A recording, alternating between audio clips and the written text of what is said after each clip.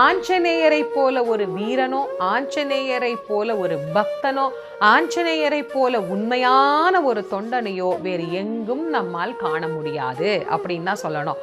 ராம நாமமே போதும், எனக்கு எந்த உலக பதவியும் வேண்டாம் அப்படின்னு சொல்லிட்டு இந்த உலகத்திலேயே இன்றைக்கும் இருந்து கொண்டு எங்கெல்லாம் ராமநாமம் ஒலிக்கப்படுகிறதோ அங்கெல்லாம் சென்று அங்கே அந்த நாமத்தை சொல்பவர்களுக்கும் பயபக்தியோடு அதை கேட்பவர்களுக்கும் அருள் புரியக்கூடிய தெய்வமாக விளங்குகின்றவர் தான் ஆஞ்சநேய பெருமான்.